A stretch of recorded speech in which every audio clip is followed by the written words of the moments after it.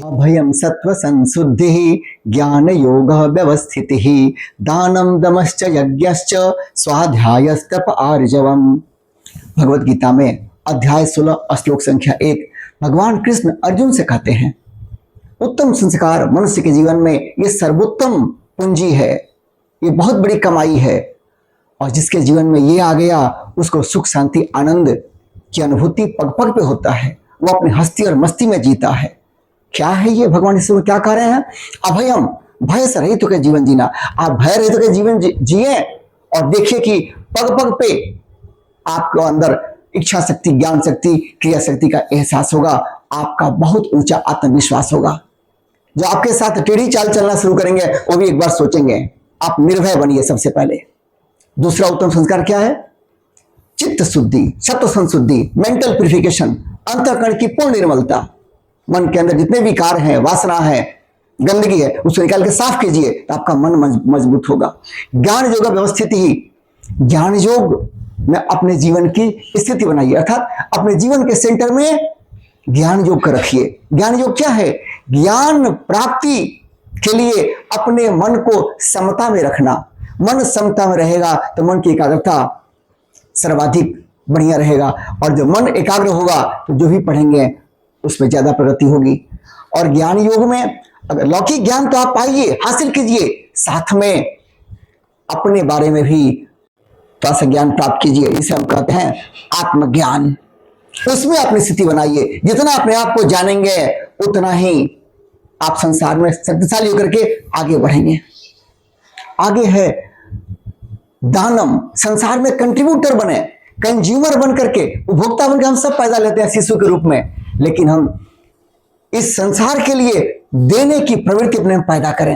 अगर आपके अंदर बहुत छोटे हैं या स्टूडेंट लाइफ में हैं, देने के लिए काबिल नहीं है, तो फिर अपने अंदर ये भाव पैदा करें कि मैं कुछ देने के लिए कुछ बनना चाहता हूं। जैसे आपका ये पैदा होगा, देने की प्रवृत्ति, देने का भाव, देने की रुचि पैदा होगी, आपकी शक्ति बढ़ने लगेगी। बी ए कंट्रीब्यूटर। आपके पास जो भी हो, रुपए हो, पैसे हो, धन हो, दौलत हो, बुद्धि हो, ज्ञान हो, स्किल हो, ये संसार पहले अर्जित कीजिए और फिर संसार में बांटिए। दमश्च, इंद्रियों को अपने वश में रखना। ऐसा ना हो कि इंद्रियों के गुलाम आप बन जाए। इंद्रियों को बस में रखें, आपकी शक्ति बढ़ती चली जाएगी, आपकी जीवन रूपी गाड़ी आगे बढ़ती चली जाएगी।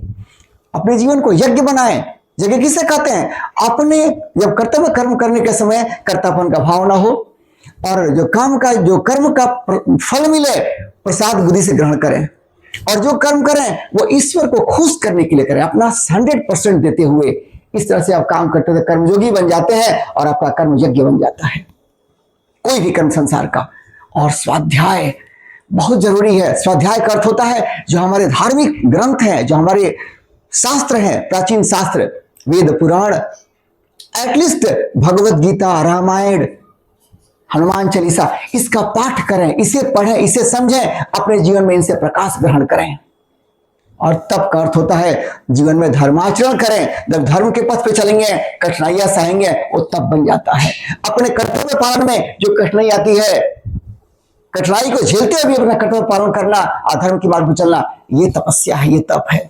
और आर्जवम, आर्जवम का मतलब होता है सरलता। मनसा वाचा कर्मणा आप एक हो। ऐसा नहीं कि मन से सोचें कुछ, बोले कुछ और करें कुछ, नहीं, जिलेबी नहीं बने।